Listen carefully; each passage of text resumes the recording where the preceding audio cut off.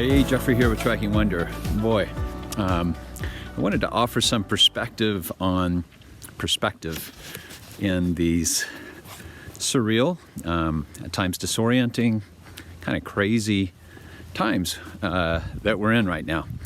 I know many of you feel as if your life's just a bit disrupted. Maybe you feel a little disoriented, can't quite get perspective on things. So, one of the beautiful benefits of experiences of wonder is that experiences of wonder uniquely disrupt our biases, our biased ways of viewing reality, so that for a moment we can see a little bit more clearly what is real and what is true and what is beautiful. And in these times when we are naturally worried, we're concerned, we're wondering, how quickly does the coronavirus spread? What should I do for my children or my friends? How do I protect my aging parent? It's just very natural for us to be fearful and maybe a little paranoid and suspicious. So all of those emotions are natural and normal, but they're not all of what is real and true.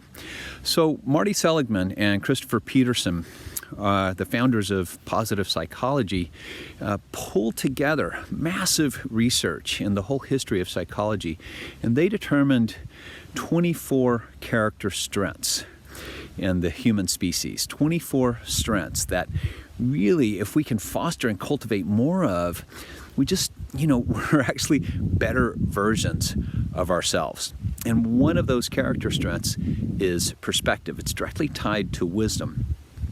And so I'm constantly trying to get perspective of what is real, what is true, and what is beautiful in these times. And so I just wanted to offer maybe 3 or 4 ways that we all can practice getting perspective in these times. One of them is to cross-reference your information and your knowledge, right? Many of us are like scouring the internet and checking various sites or Facebook groups, trying to get a sense of what is real and what is true. Be cautious even as you're deriving information and knowledge. And if you get information from one source, consider who the source is, what the source is, and cross-reference it. Cross-check that source against another, so that you're really getting perspective on what is real and true about the coronavirus. There's so much unknown. Be careful about hastily jumping to conclusions, particularly in fear-mongering sites, about what might be real and true about the coronavirus. So cross-reference your sources of information and knowledge. Similarly, look, we all do need to practice social distancing. You can see I'm practicing it quite a bit today. But we need each other. We really need each other. And we need each other in part for perspective.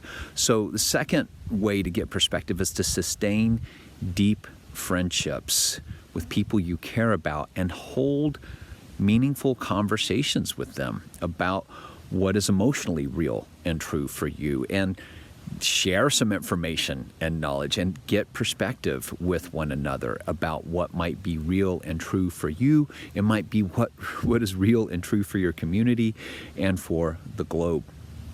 A third way we can practice perspective is literally to get outdoors, to literally get physical, geographical perspective.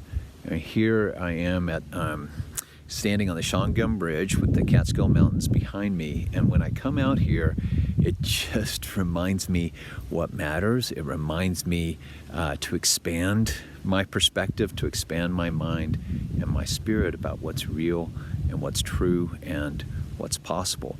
And if you can't get outdoors someplace and like this, if you're in a crowded city, step out onto your balcony like the Italians are doing and just get perspective outdoors.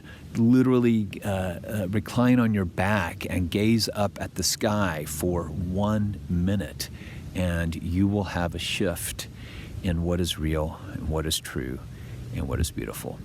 So how do you get perspective? How do you get perspective in our times? Why don't you give us a comment wherever you're seeing this video, and I'll see you at Tracking Wonder. Be safe, be peaceful, be free from suffering, be well, and thanks for running with me.